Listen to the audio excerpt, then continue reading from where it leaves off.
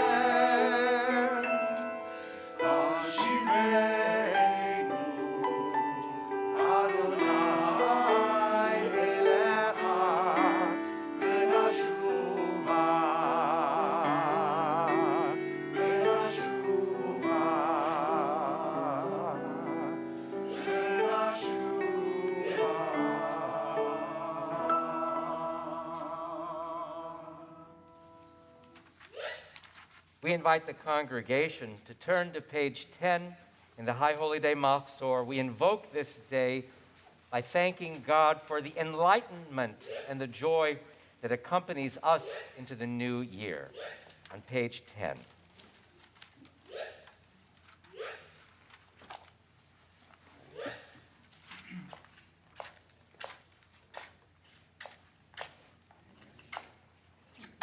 Well, I was wrong about technology. We'll try this one.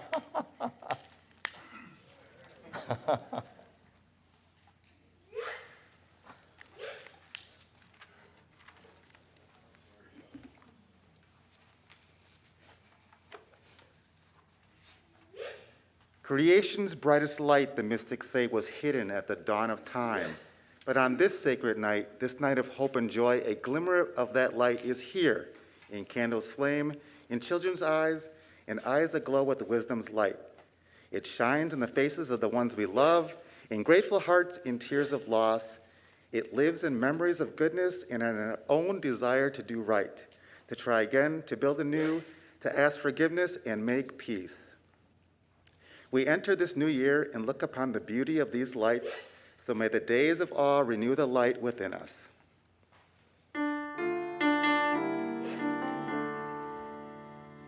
Baruch atah Adonai, Eloheinu melech haolam, asher kiddeshanu b'mitzvotav, v'tzivanu lehadlik ner, lehadlik ner, shel yom tov. Baruch atah Adonai,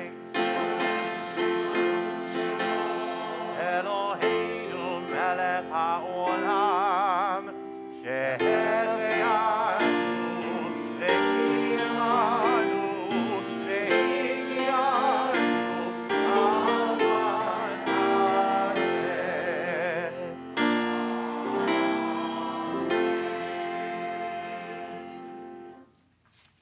We'd like to invite you to turn to in the programs now, tonight's program, pages 10 and 11.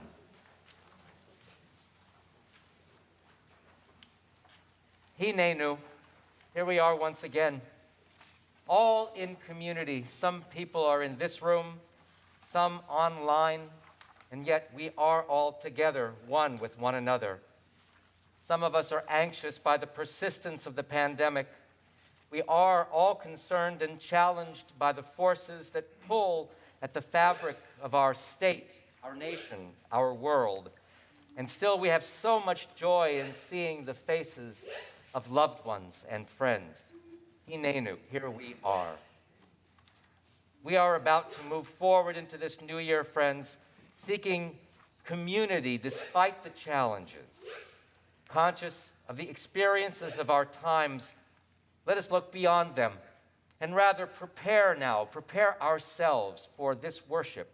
Prepare to serve the world that waits after these days of repentance or even tomorrow morning.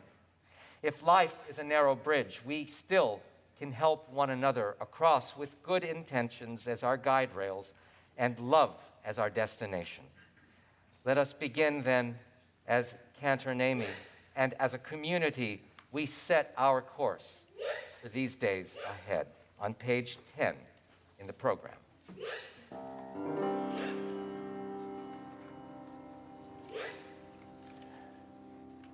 הנני העוני ממס, נרעש ונפחד מפחד, יושב תהילות ישראל, באתי לעמוד ולחנך לפניך, על עמך ישראל, אשר שלחוני, ואף על פי שאיני חדאי והגון לכך, והגון לכך.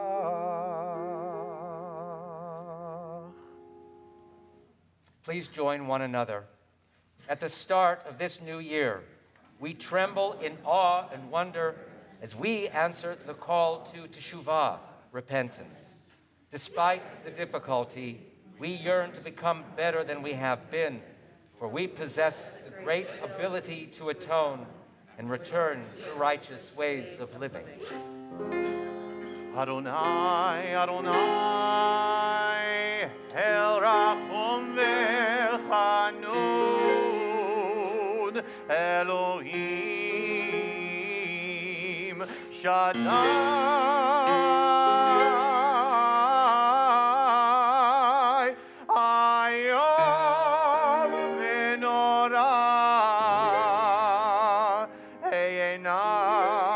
מצליח דרכי, אשר אני הולך לעמוד ולבקש רחמים עליי ועל שולחי.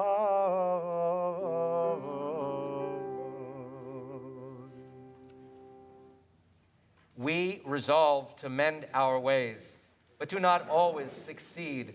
Our confessions of wrongdoing do not come easily to us. Our pride is as tall as the mountains. Our vanity is as wide as the sea, and excuses abound. We travel aimlessly through our lives. We sometimes neglect those people and matters closest to us. וקבל תפילתי כתפילת זקן ורגיל ופרקו נאה נאה וקולו נעים ומעורב בדעת עם הבריות ויהי נדיגולנו עליך אהבה ועל כל פשעים תכסה באהבה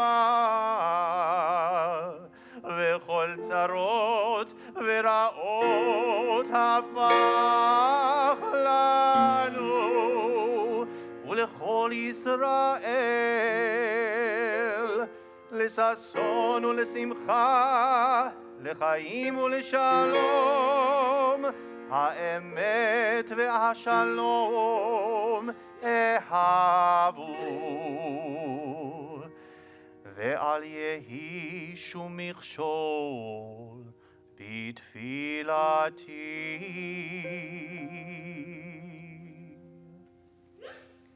But there are no secrets, especially to us. We know our faults, and we cannot ignore them. Therefore, let us open our hearts to the call of this sacred season, so that the words of our prayers may serve to renew us and refine us. May we achieve the strength to say to another person, I am sorry, and may our deeds of goodness in the year to come make us worthy to hear the divine assurance of Salachti, I have forgiven.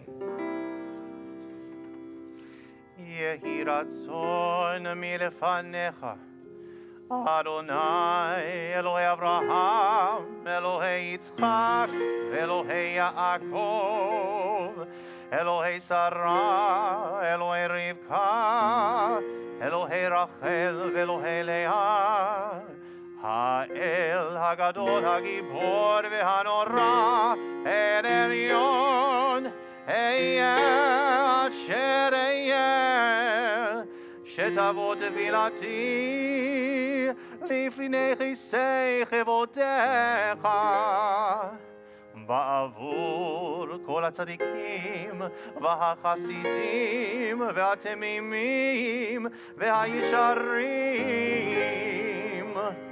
ובעבור כבוד שמך הגדול והנורא, כי אתה שומע תפילת עמך ישראל ברחמים. ברוך אתה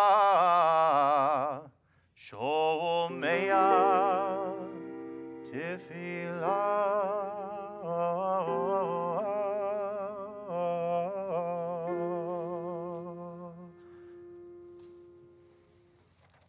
We continue on page 9 of the program. As Rabbi was referring to earlier, we are meeting a year that is full of blessings and curses and joys and difficulties. And I wanted to share a piyut, a liturgical poem that may be unfamiliar to some, if not to many. It was written by a medieval Spanish rabbi, Avraham Chazan, and it has become a fixture in the liturgy of many Sephardi communities who recite it shortly before Baruch Hu on the evening of Rosh Hashanah, which happens to be exactly the moment that we now find ourselves.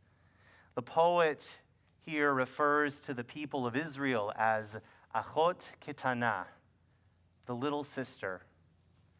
And then he implores God to hear her prayers and her praises, to heal her illnesses, to protect her from harm, to raise her from any of the low or narrow places in which she might find herself, and to give her cause for joy. Each of the verses ends with the phrase, Tichle shana v'keliloteha. May last year, or may the year, referring to the last year, and its curses come to an end, until, that is, the last verse, which ends with the phrase, Tachel shana uvirchoteha. May this year, and its blessings begin. And while the year gone by has certainly contained more than just curses, it's contained a mixture of all, it's had its fair share of difficulties. And the poet here, I think, is trying to suggest that striving to let go of things from the past year that are weighing on us may help us make way, to make a path for all of the blessings that are yet to come. Achot ketana.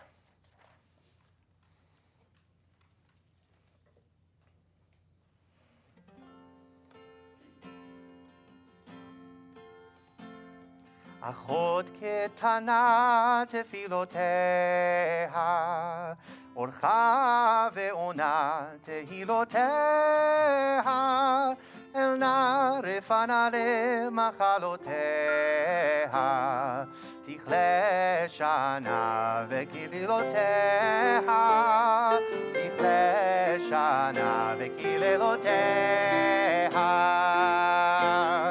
v'noa milim lecha tikra'e, v'shir ve'hilulim ki lecha na'e, עד מתי תעלים עיניך ותראה זרים אוכלים נחלותיה תכלה שנה וקללותיה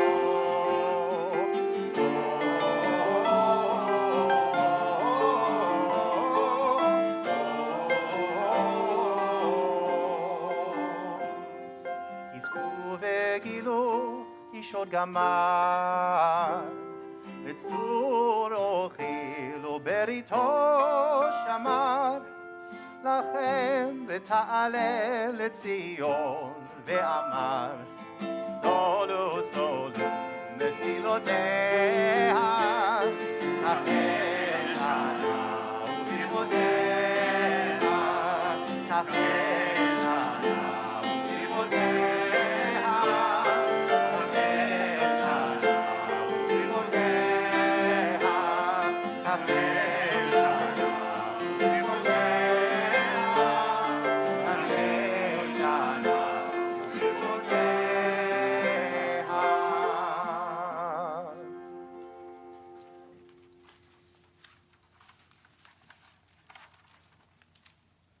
A very naive villager from some rural village in Eastern Europe, everybody is smart in this rural place here, visited the capital of the province one time, but he was awakened in the middle of the night by the sound of loud beating drums coming from all over the city. And the next morning, the visitor asked the hotel clerk, what was all that noise about? Oh, a fire broke out last night, explained the clerk. And those sounds were our fire alarms. And upon hearing that explanation, that very naive visitor had a great idea. And he returned to his village, and he said to everybody, in the big city, they have a wonderful system for fire alarms. When a fire breaks out, all the people beat drums, and before long, the fire goes out. So the village ordered a supply of drums, and everybody had a drum. But later on, when a fire broke out, they all got out, and they all beat their drums. And of course, all the buildings burned down in town because they failed to realize that a fire cannot be put out simply by providing the alarm sounds. Thus it is with us. The shofar sounds of these holy days, they're there to not only provoke us, but they are also there to motivate us to action. We must make our best efforts to rise from any feelings of self-satisfaction that we might have and take active measures to save the world. We continue with Harninu and the blowing of shofar, which you find on page 15 in the prayer book. We invite the community to rise.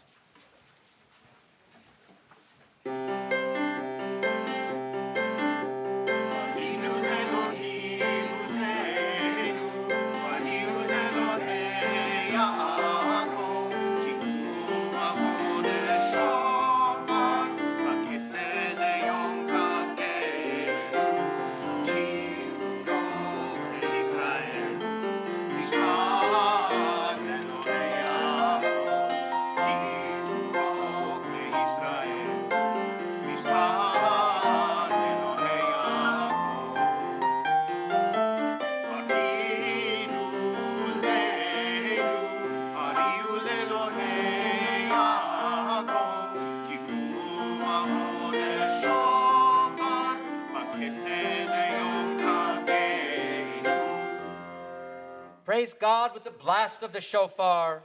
Blessed are you in our lives, Adonai. You hear with love the shofar, true voice of your people Israel. Tekiah! Thank you. We continue on page 16. I'm sorry, that's not correct. We continue on page 20. Barechu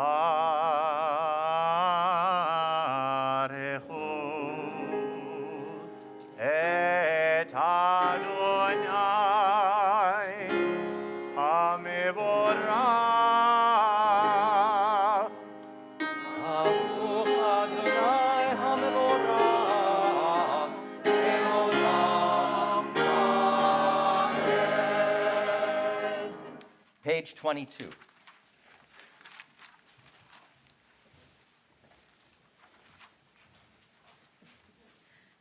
Blessed are you, Adonai. Your great name fills the universe with majestic might. Your word creates twilight and dusk, as your wisdom opens the gates of night. Your discernment separates the changing seasons and causes the passage of time. The stars arrayed across the sky reveal your design. You roll out the cycle of darkness and light, shaping day and night. You sweep away day and carry the world into nightfall, setting day apart from nighttime. You are God of all we can perceive and all that is beyond our perception. Living, eternal God, be our sovereign to the end of time. Uma'avir yom u'mevi laila umavdir ben yom u'ven laila Adonai tzevaot shemo el chai v'kayam Tamid yimloch aleinu le'olam va'ed baruch ata Adonai Hama'ariv aravim. Amen. Page 24. Love beyond all space and time. Your love enfolds your people, Israel. We receive it in your teaching, your gift of Torah, sacred obligations, discipline, and law. So let us speak these teachings when we lie down and rise up, and find joy forever in your Torah and mitzvot. They are the very essence of our life, ours to ponder and study all our days. May we never lose or be unworthy of your love. כי הם חיינו ואורך ימינו, ובהם נהגה יומם ולילה, ואהבתך אל תסיר ממנו לעולמים. ברוך אתה אדוני, אוהב עמו ישראל. Page 26. Shema Yisrael, Adonai Eloheinu, Adonai Echad. Baruch Shem Kevod, Shem Kevod Malchuto, Leolam Vaed. Please be seated. We continue at the top of page 28.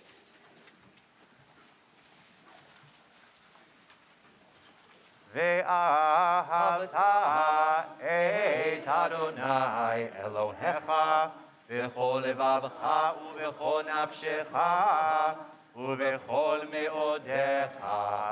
והיו הדברים האלה אשר אנוכי מצווך היום על לבביך, ושיננתם לבניך, ודיברת בם, בשבתך בביתך, ובלכתך בדרך, ובשוכבך ובקומך, וקשרתם לאות על ידיך, והיו לטוטפות בין עיניך, וכתבתם על מזוזות ביתך ובשעריך.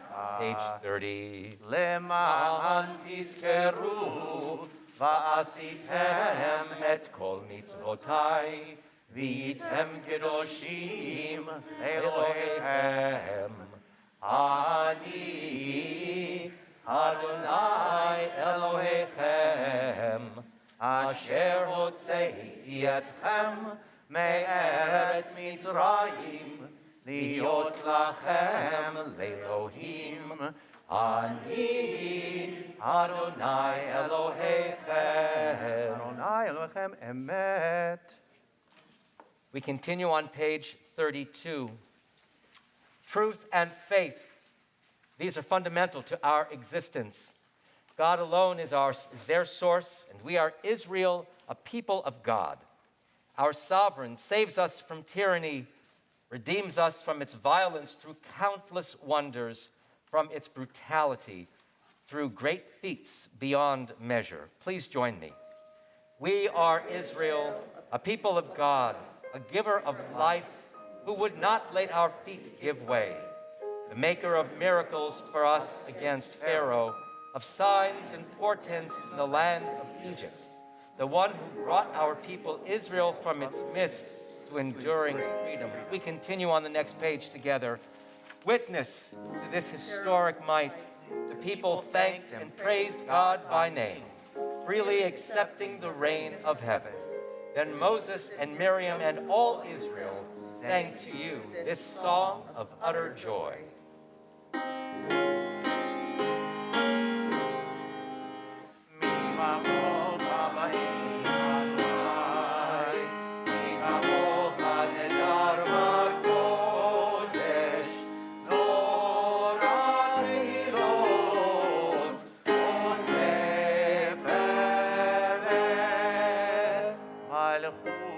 מלכותך ראו בניך פוקע ים לפני משה ומרים, והעיינו ואמרו, אדוני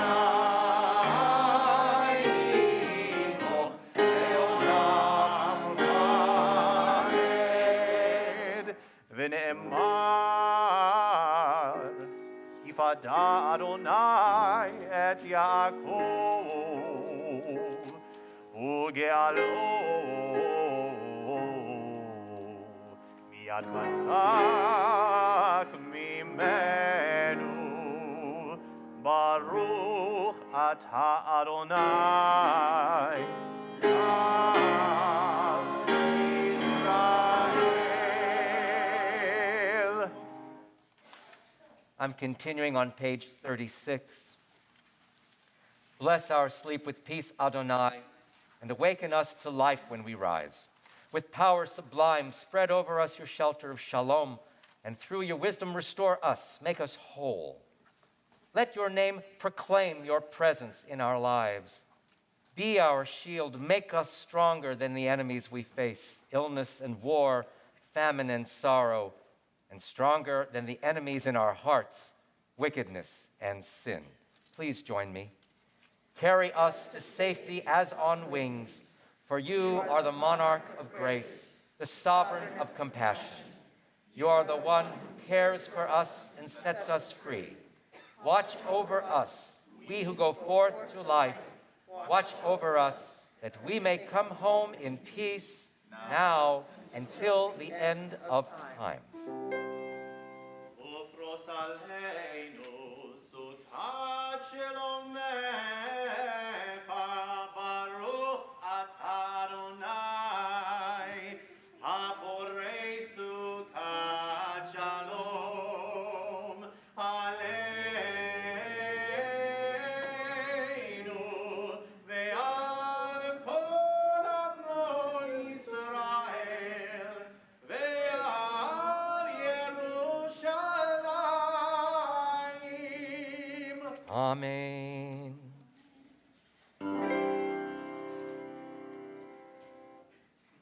The focus of Rosh Hashanah is on the state of our soul. And by soul, that's a word here that I mean to imply not the extra body entity whose condition aligns us with the soul of the universe. Here I speak of the soul as something internal. It's the subconscious repository of our actions, the sum total of what we are and what we have become.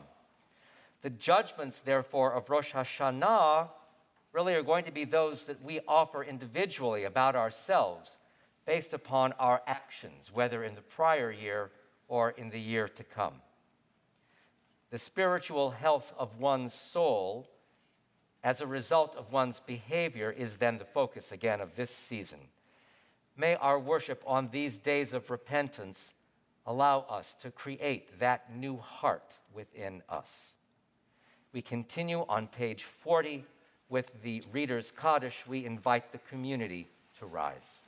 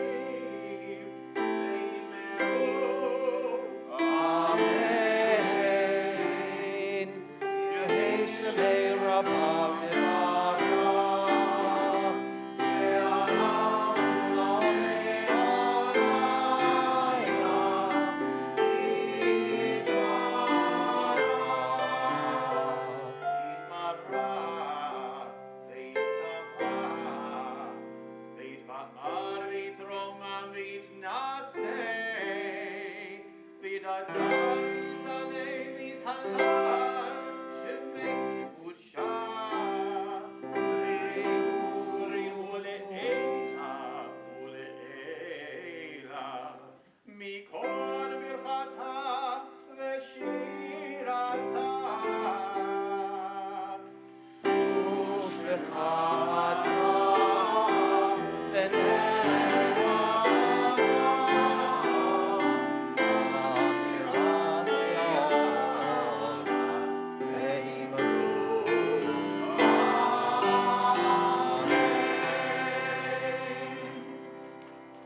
Tefillah begins on page 42.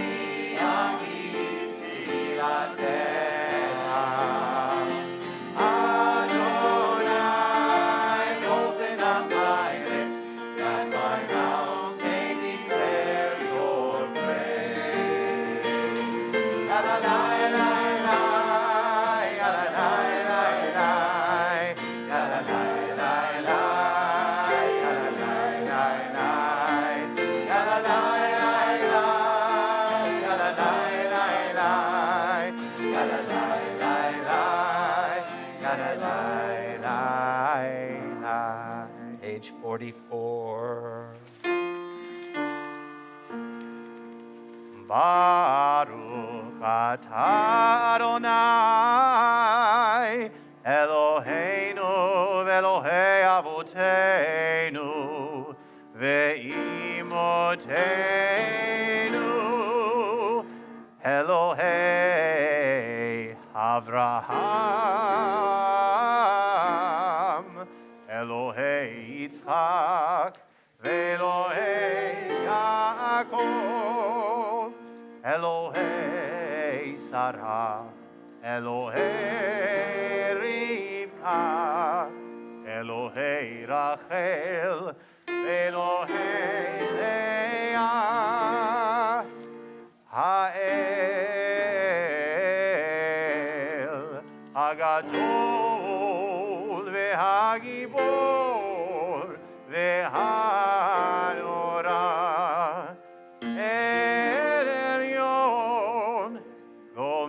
חסדים טובים וקונה הכל וזוכר חסדי אבות ואימהות ומביא גאולה לבני בניהם למען שמו, למען שמו ואהבה.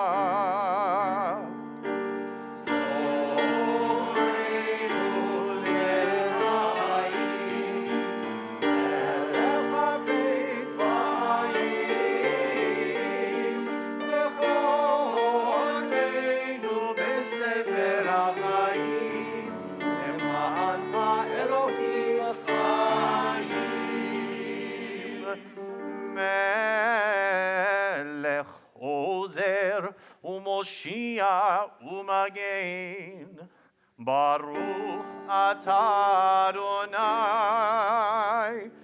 מגן אברהם ועזרת שרה.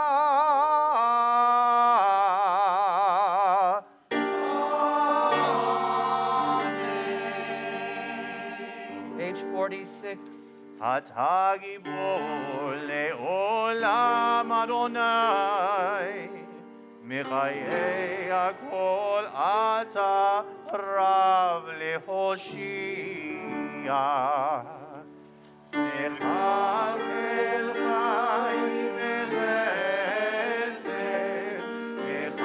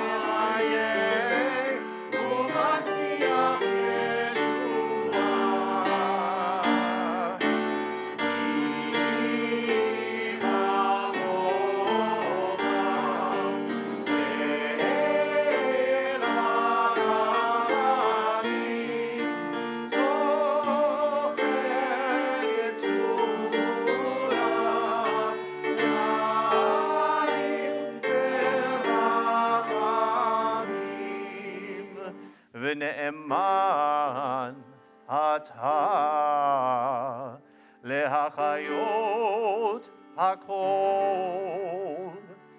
ברוך אתה אדוני מחיי הכל.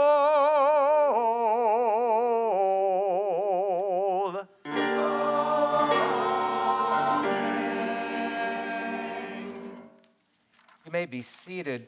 We continue now with personal prayer. We'll meet you up on page 66 of the Machzor.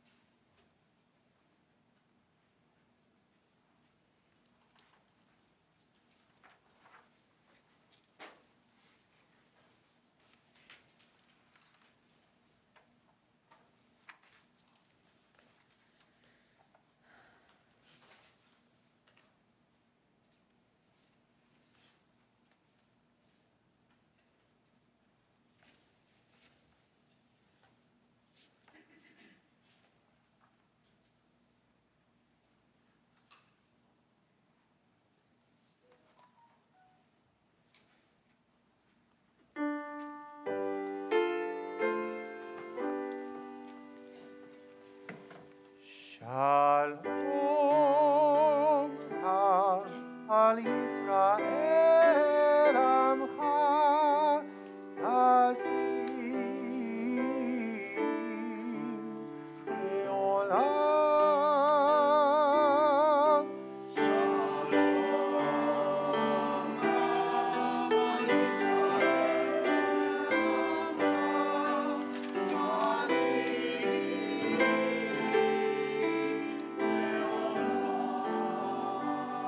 Yatahu melech adon bechol hashalom. Yatahu melech adon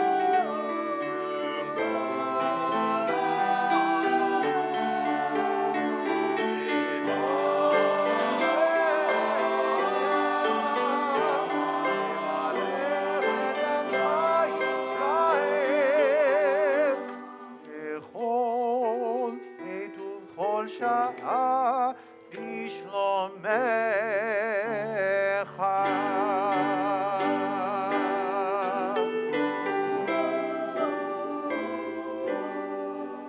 בספר חיים ברכה ושלום.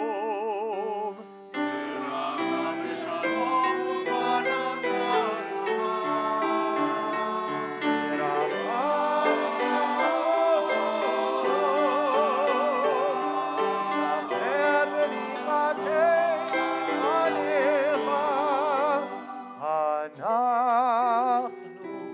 בכל עמך בית ישראל.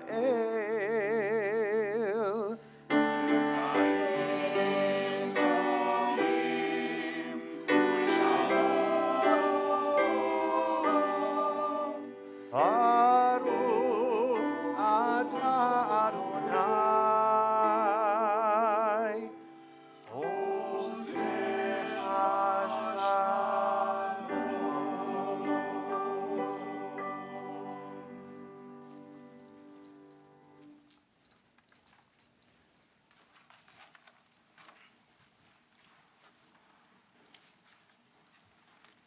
I'm reading on page 74 of the Machzor.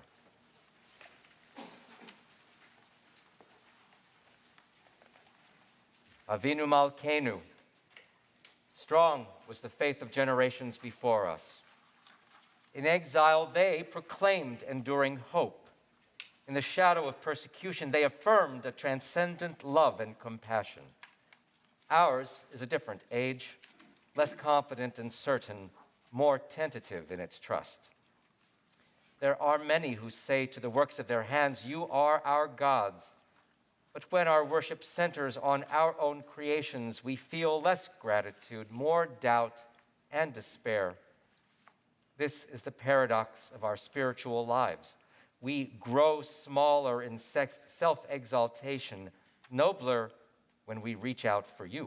Please join me. On this night of return, let us find the humility to come close to you and to open ourselves to your presence. For you are absent only when we fail to make room for you in our hearts, distant only when we turn away from you. Now, as others have done before us, let us overcome doubt and speak these words of affirmation. We call you Avinu. As loving parent, forgive our wrongs and failings, accept us in our human frailty. We call you Malkeanu. As sovereign of our souls, help us rise from our brokenness to build a world of shalom. To this vision, we offer ourselves anew. We invite you to rise and turn to page 77.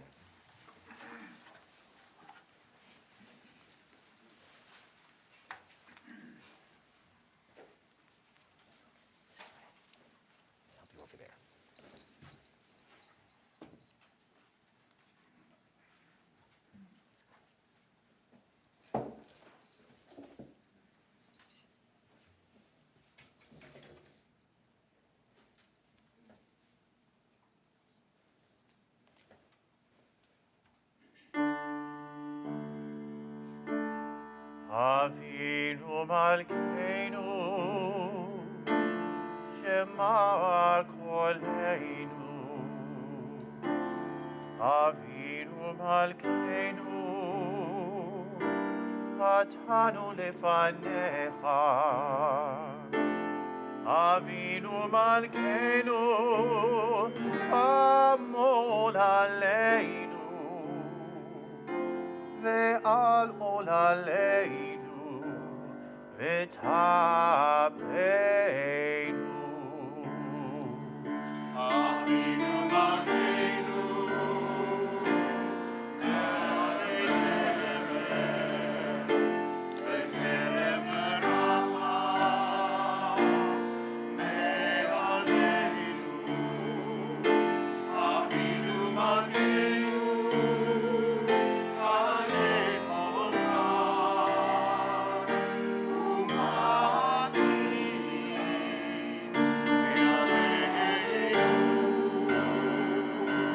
Avinu Malkeinu.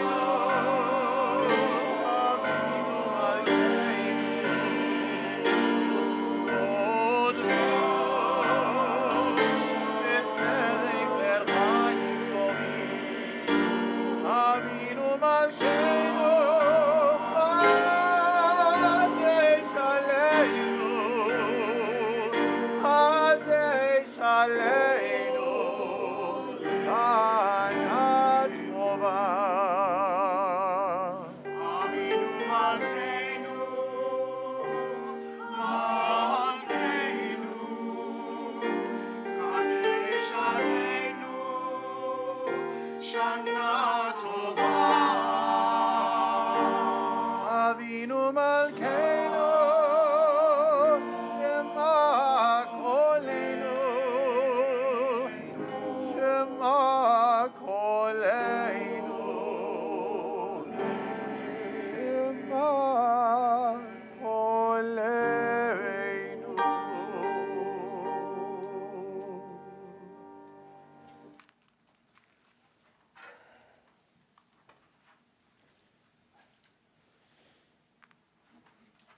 The congregation may be seated.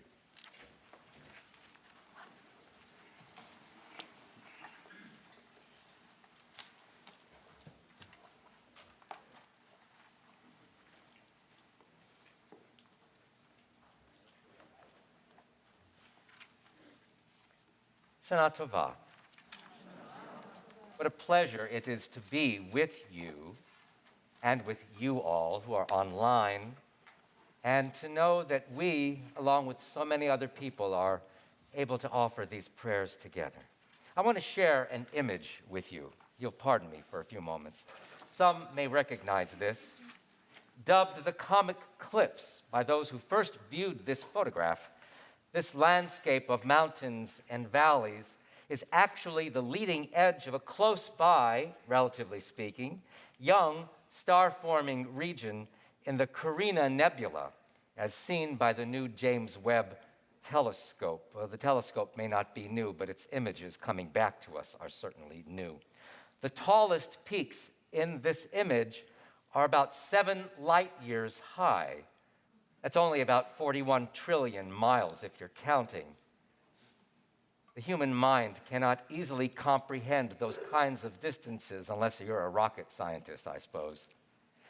We are simply awed by them as we consider, or perhaps reconsider, our own place in this universe. But now let us bring together a more familiar image, I guess, the gathering of faces in our sanctuary tonight, and add to them a whole raft of online worshipers. And then to them, we add the millions of Jews worshiping these same prayers all around the world tonight. Oof, this is a lot of community to behold. And when we think of that multitude, we might consider these words that we find in our tradition. How beautiful are your tents, O Jacob, your very dwellings, O Israel. And many of us recognize this phrase. For centuries, we Jews have recited this watchword every morning in our daily worship. And of course, we also read them from its original source in the book of Numbers. I guess if you think about it, it might seem a little arrogant that we recite these words of self-praise every day. But considering the centuries of oppression that we have lived through, we might deserve some comfort.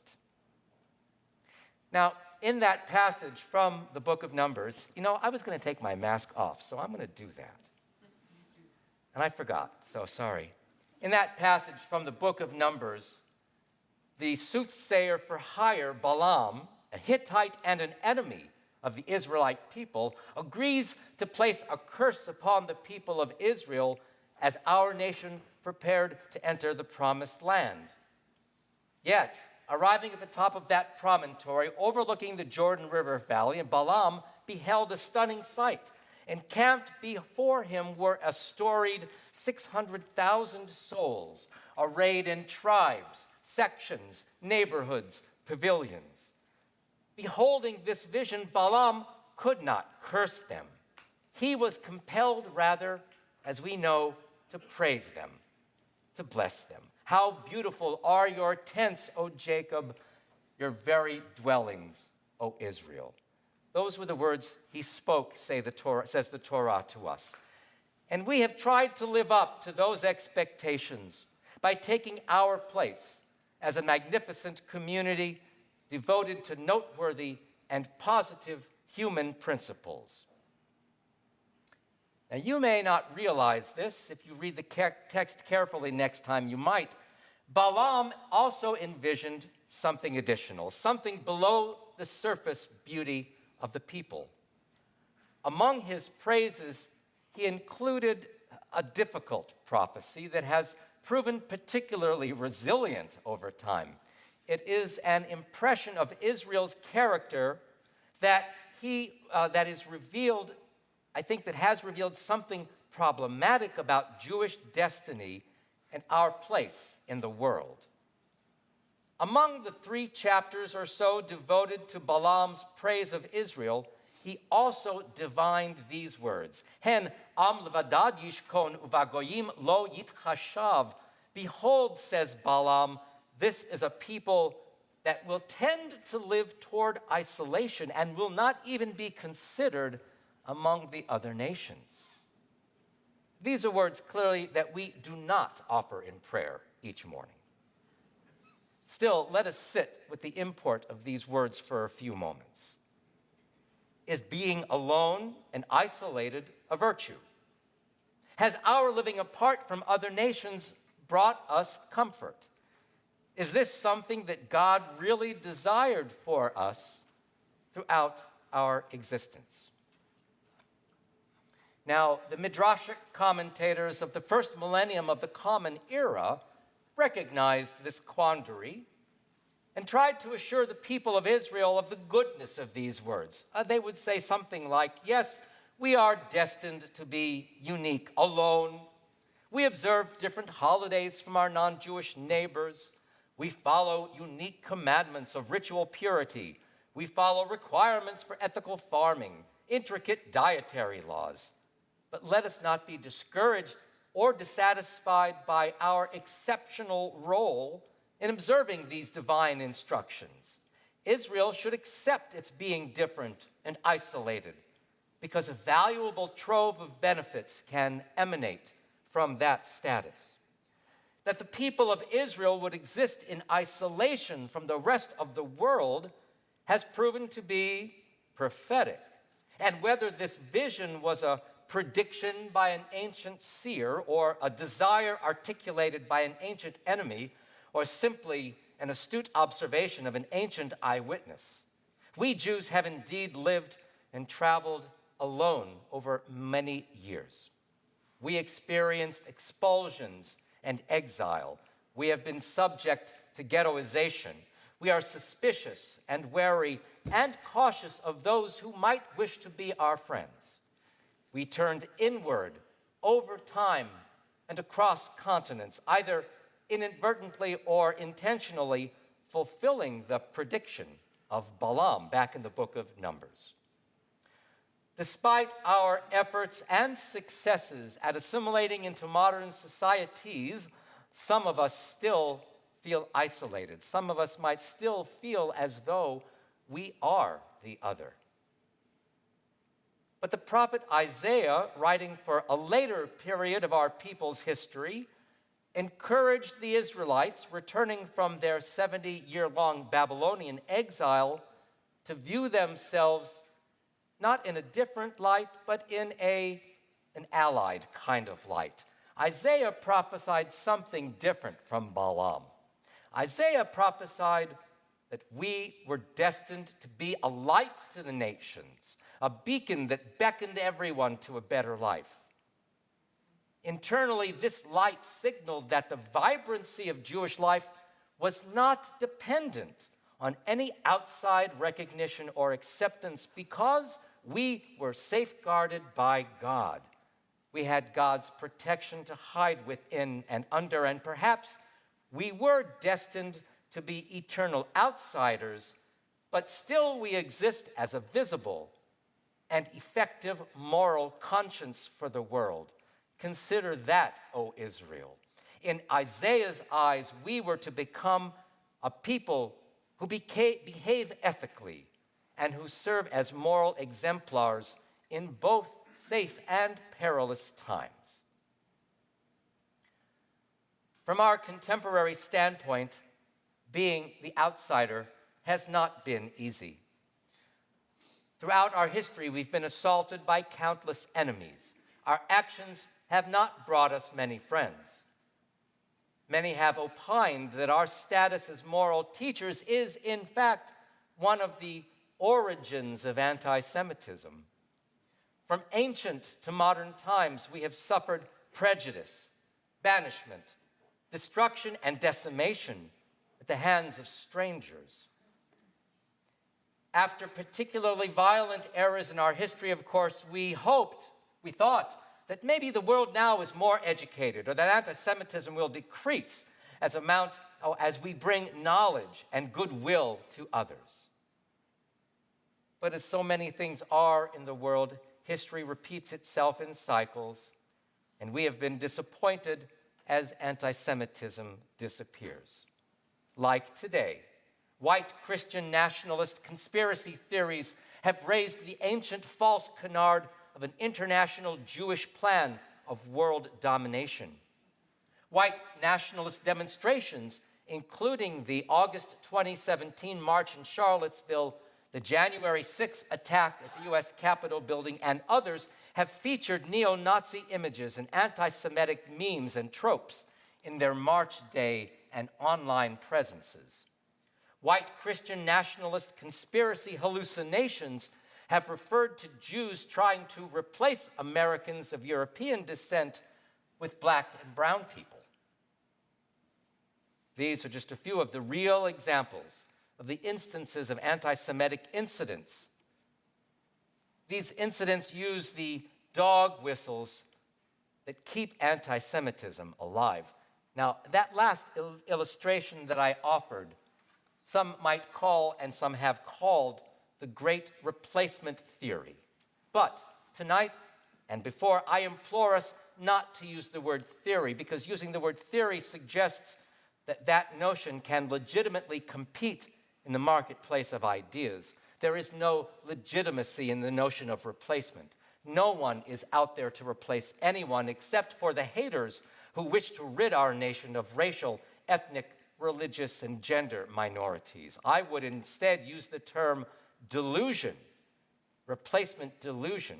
Call it for what it is. There are other delusions out there, however. Not all of them come from white nationalists, because I also must mention the Jew hatred that bubbles up from the progressive community.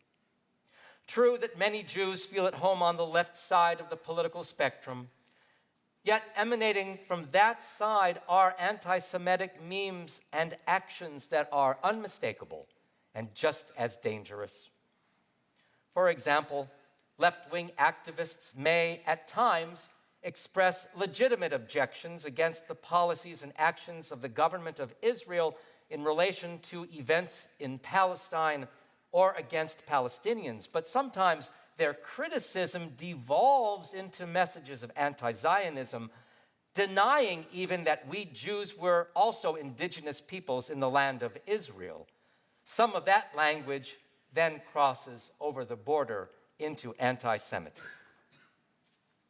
Anti-Semitism from the left is particularly insidious when it comes from nominal friends of ours, because we have witnessed Jews being ostracized from progressive groups and causes because they, as Jews, are seen as being inextricably tied to a racist and domineering country of Israel.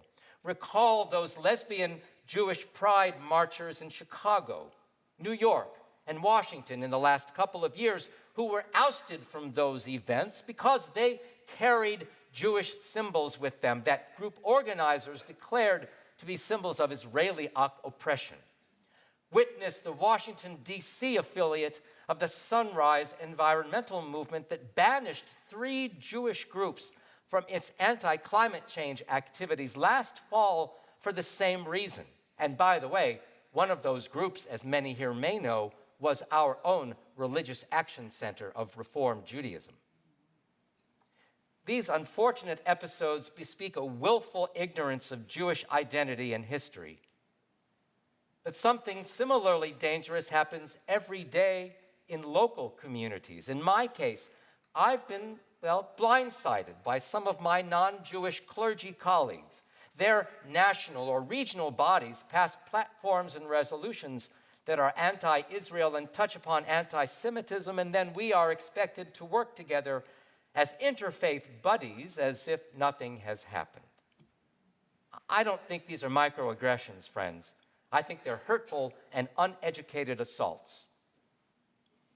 And this is not even to mention the more egregious incidents of anti-Semitism that we in Madison see, the recent tagging at 5 Jewish student organizations at the University of Wisconsin in Madison is only one in a series of bias-related events. And each day, I receive in my email an authorized version of a compendium of Jew hatred from across the country and around the world. Not a day goes by without some anti-Jewish assault being reported there. Let us know if you'd like to receive that compendium. I'm sure that you're able to. Don't. Those like me who believed that anti-Semitism would disappear from the world only if we, or only the world, became modern and enlightened, we were wrong. Believe me, I'll say my own al-chet, my own confessional for my myopia. But the broader reality is that such prejudice endangers a group of people larger than us.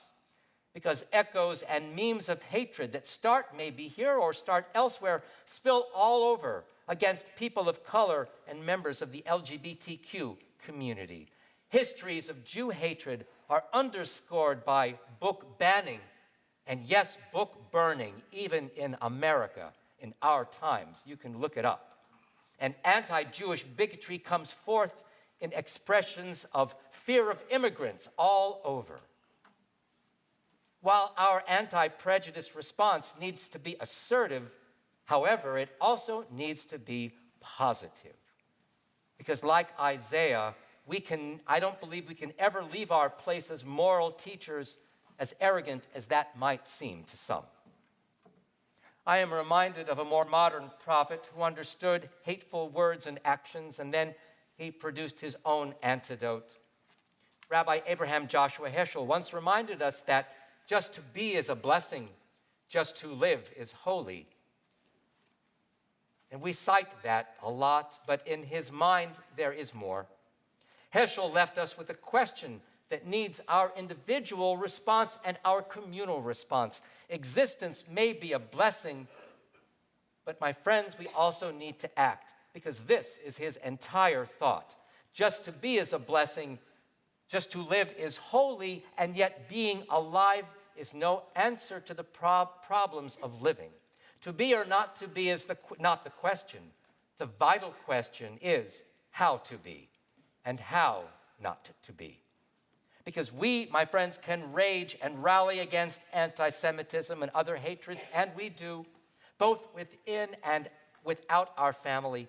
But how does this inform our everyday behavior? What values and principles must our lives reflect to others? There are, as you can imagine, many hows through which we bring goodness to the world, and one of them is through a sincere understanding of ourselves, our motivations, and our actions. In the ethical tradition of Judaism called Musar, we have developed a way of analyzing key aspects of our behavior and improving them. And one part of this thinking now, maybe you've heard this before, I bring for our consideration. The value I refer to is the character trait of a healthy and rational humility, which can be summed up in this phrase: no more than my space and no less than my place. Meaning this: we each have a place in the world defined by geography, psychic presence, personality, role in life, many other metrics.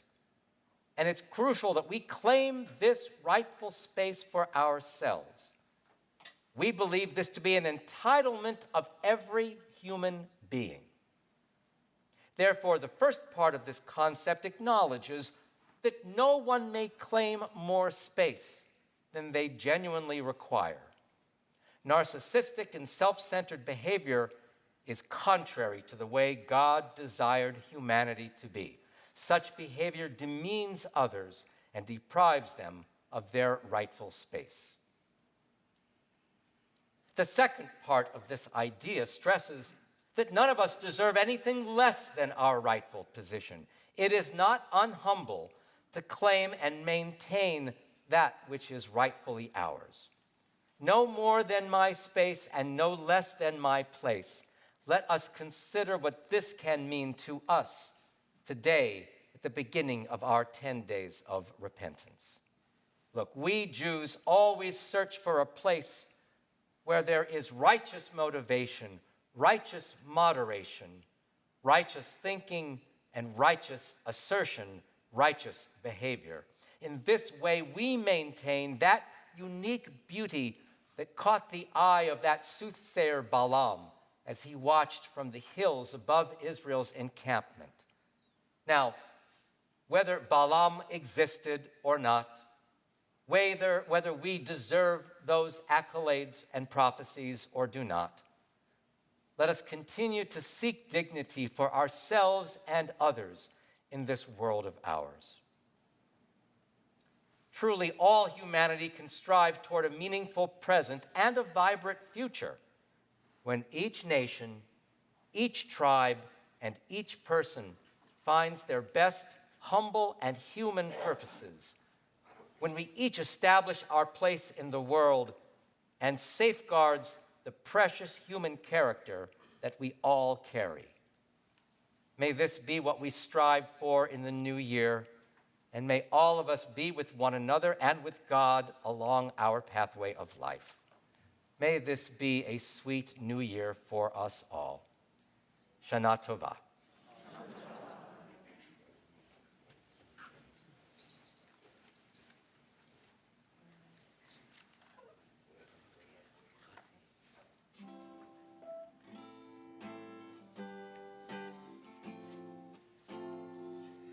We rise, humbly hearted rise, won't be divided, rise, with spirit to guide us, rise, in hope, in prayer, we find ourselves here, in hope, in prayer, we're right here. In hope, in prayer, we find ourselves here. In hope, in prayer, we're right here, and we rise. All of the children rise. Elders with wisdom rise. Ancestors surround us, rise. In hope, in prayer, we find ourselves here. In hope, in prayer, we're right here. In hope, in prayer, we find ourselves here. In hope, in prayer, we're right here, and we rise. Up from the wreckage, rise. With tears and with courage, rise. Fighting for life, we rise.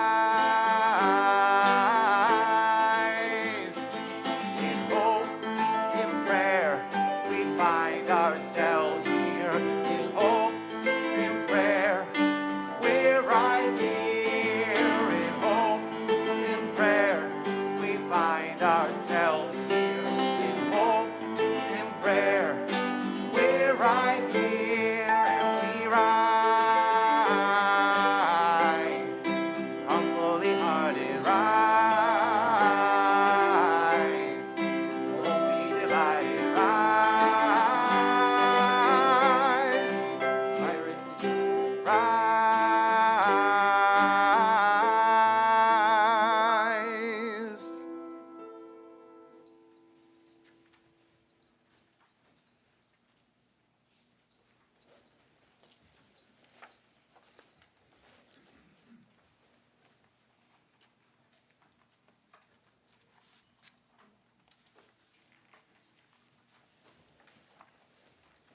Good evening. Good evening. My name is Leslie Koff. I am president of the Board of Trustees. First of all, a special thank you to Rabbi Beich and Cantor Nami for such a beautiful service. Thank you, guys. You're running around? I am. Oh, okay. Can you hear me? Now you can hear me say thank you to them. Thank you, guys. That has been very special. I am personally so happy to see all of you here tonight and to see all of you online also as part of our community.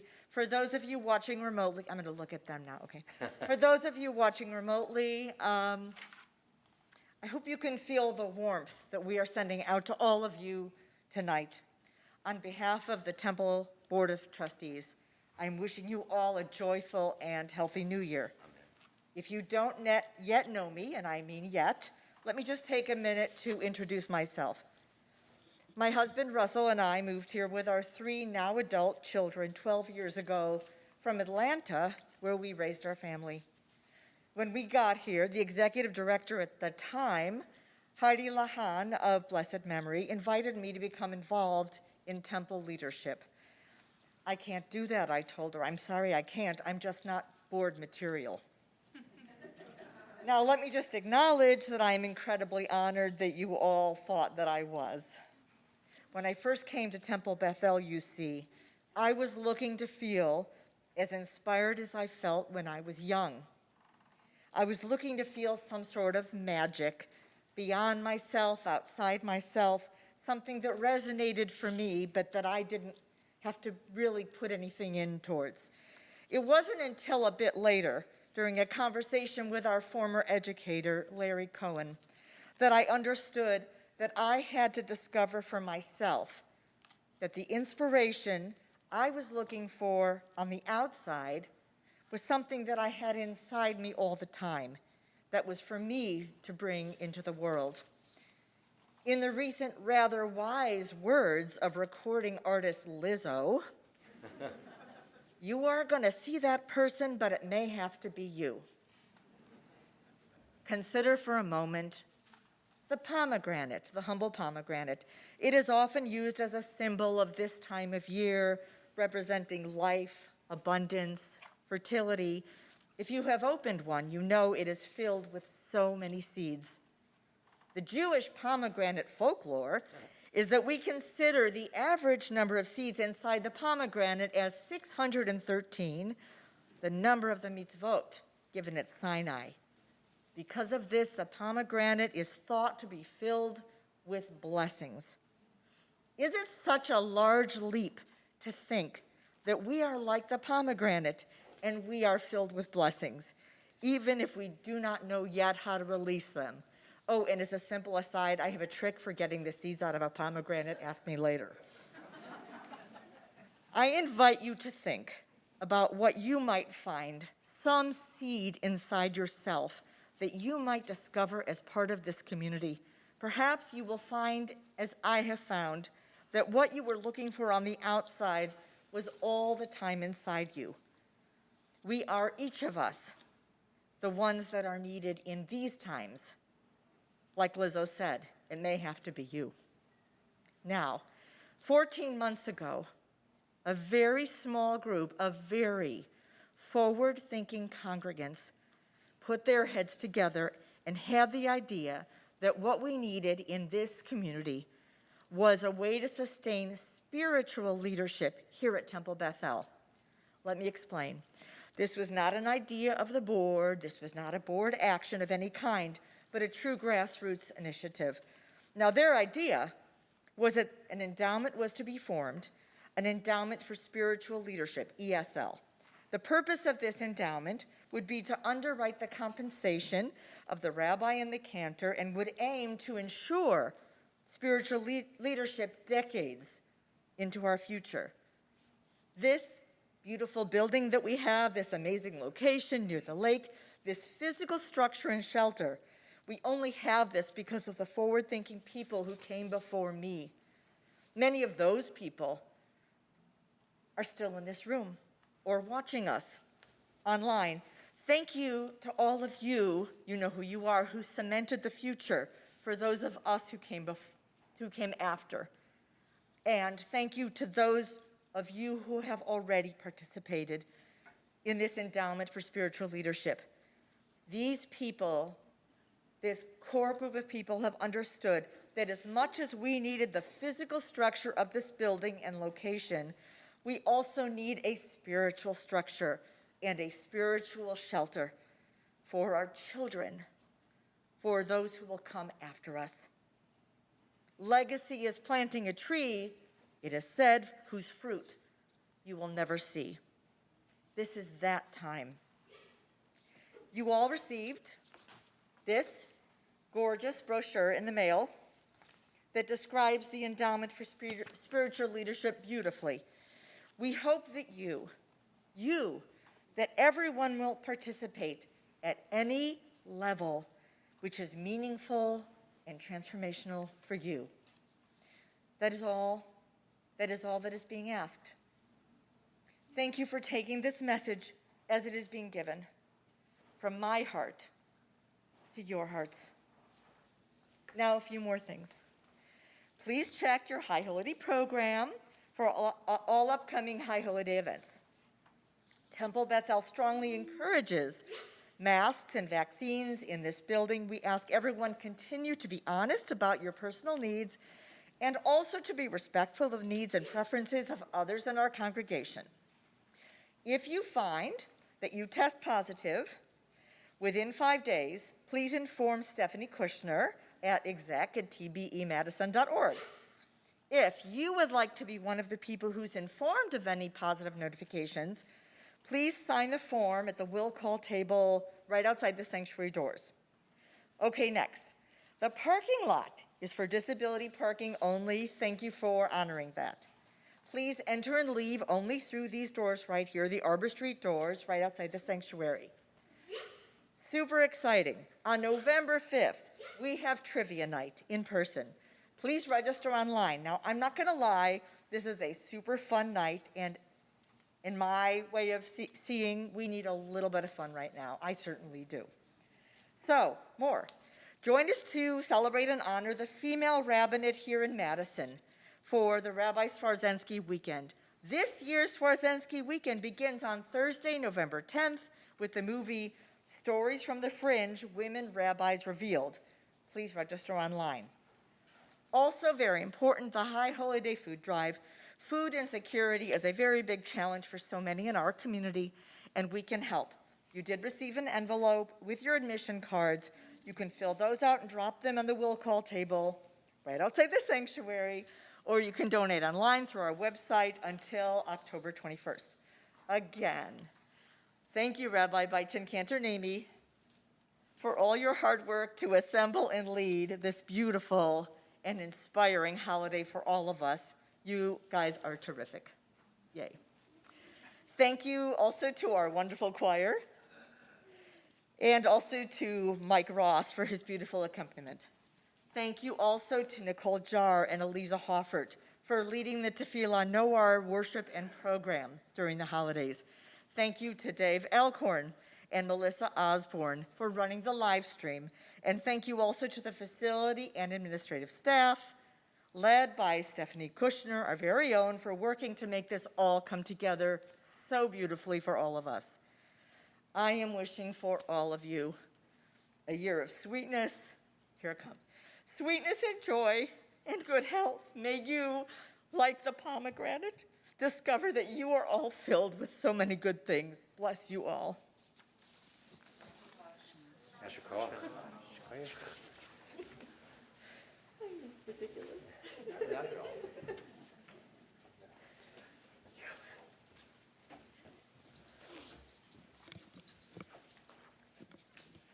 Just a few other words.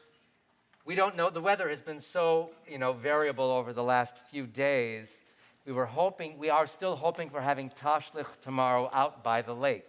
So if it's clear, we're going to do our best to be down there following worship tomorrow. So just bear that in mind. We'll hope for good things. We want to invite the community to turn to page 79 in the Machzor. Cantor Nami will lead us In the Kiddush, it's on page 79 and then goes on to page 80. Baruch atah Adonai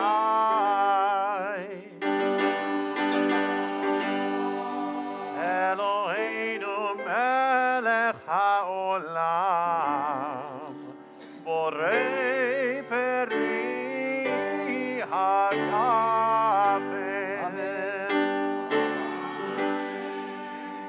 Baruch atah Adonai Eloheinu melech haolam Asher bachar banu mikol am ורוממנו מכל לשון וקידשנו במצוותיו ותיתן לנו אדוני אלוהינו באהבה את יום הזיכרון הזה יום תרועה מקרא קודש זכר ליציאת מצרים כי בנו בחרת ואותנו קידשת מכל העמים ודברך אמת וקיים לעד ברוך אתה אדוני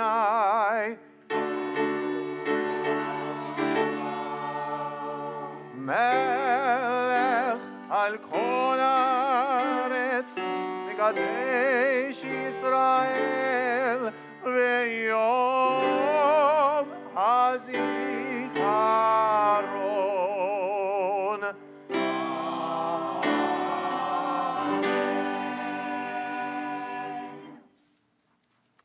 לחיים.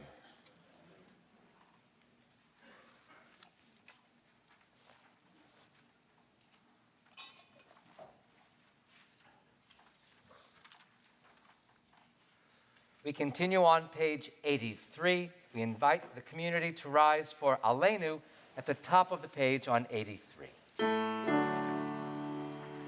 עלינו לשבח אדון הכל, לתת גדולה לעושה בראשית, לבנות השמיים ויוסד ארץ, ומושב יקרו בשמיים נמעל. שעת סוף בגובהי מרומים, הוא אלוהינו אהוד. אנחנו קוראים ומשתחווים עומדים לפני מלך מלכי המלכים הקדוש ברוך הוא. You may be seated. We continue at the top of page 85. May the time not be distant, our God, when all shall turn to you in love, when corruption and evil shall give way to integrity and goodness, when lies and bigotry shall no longer enslave the mind, nor idolatry blind the eye. So may all created in your image become one in spirit and one in friendship, forever united in your service. Then shall your realm be established on earth, and the word of your prophet fulfilled. Adonai will reign forever and ever. ונאמר היה אדוני מלך על כל הארץ ביום ההוא ביום ההוא יהיה אדוני אחד ושמו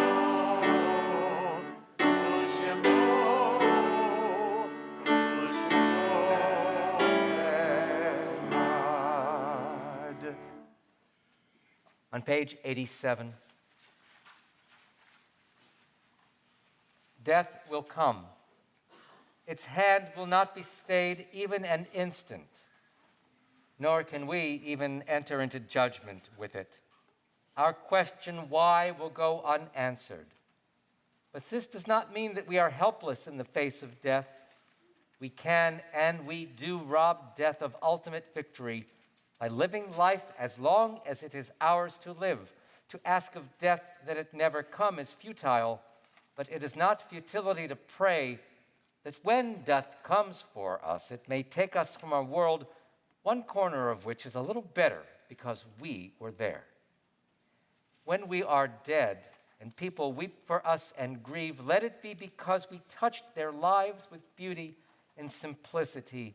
Let it not be said that life was good to us, but rather we were good to life. At this solemn moment, we call to mind individuals who, connected to our community, passed away in the last 30 days. And if there are people who are observing a yahrzeit specifically on this holy day, we also remember those loved ones. These are those whom we've taken into our hearts that we know about. We are currently observing the period of Shloshim for these beautiful people: June Gronick, Kenneth W. Riggs, Susan Wilson, Jane D. Johnson, Richard Ween. And the yahrzeit today that I know about are Willard Fantel, Sybil Gottlieb, and Ruth Bader Ginsburg. If anyone else has a name of someone whom they are remembering tonight, whom they would like to add to this Kaddish list, we do invite you to offer them to the congregation, if you like.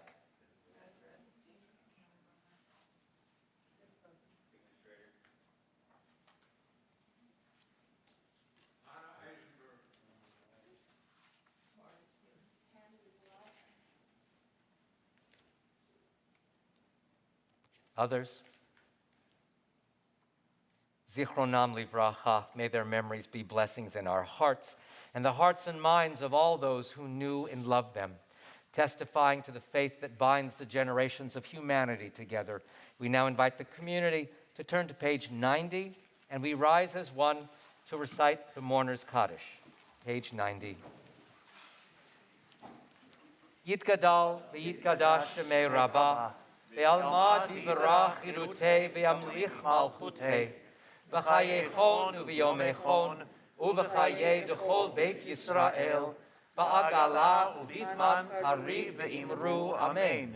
Yehei shemei Rabbah mevarach le'alam u'lalmei almaya. Yitbarach ve'yishtabach ve'yitpa'ar ve'yitromam ve'yitnaseh, ve'yithadar ve'yit'aleh ve'yithalal, shemei d'kudsha b'richu, le'ela min kol birchata v'shirata, tushbechata v'nechemata, ve'amiran be'alma ve'imru amen. Yehei shalamar Rabbah min shemaya, v'chayim aleinu ve'al kol Yisrael ve'imru amen. Oseh shalom bimromav, hu ya'aseh shalom, aleinu ve'al kol Yisrael, ve'al kol yoshvei tevel, ve'imru amen. Please be seated. With the memories of loved ones around us, with the determination of our soul nourishing us, we begin this year. May it be for good. Oseh shalom.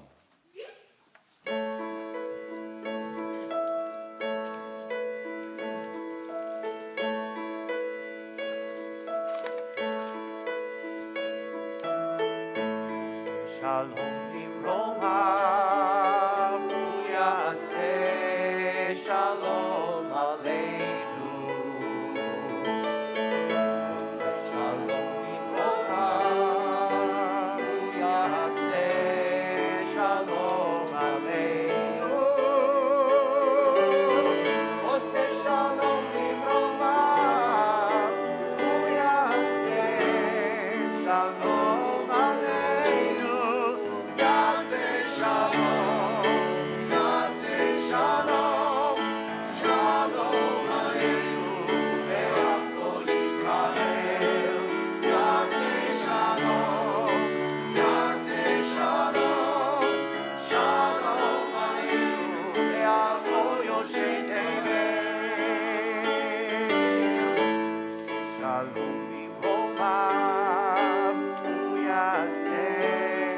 Shalom Aleinu. Shalom Iloha. Uyaseh Shalom Aleinu. Useh Shalom Iloha. Uyaseh Shalom Aleinu. Yaseh Shalom. Yaseh Shalom. Shalom Aleinu le'al kol Yisrael. Yaseh Shalom. Yaseh Shalom. Shalom Aleinu le'al kol Yoshei Tevel. Yaseh Shalom. Yaseh Shalom. Shalom Aleinu le'al kol Yisrael. Yaseh Shalom. Yaseh Shalom. Shalom Aleinu le'al kol Yoshei Tevel. Yaseh Shalom. Yaseh Shalom. Shalom Aleinu le'al kol Yisrael. Yaseh Shalom. Yaseh Shalom. Shalom Aleinu le'al kol Yoshvei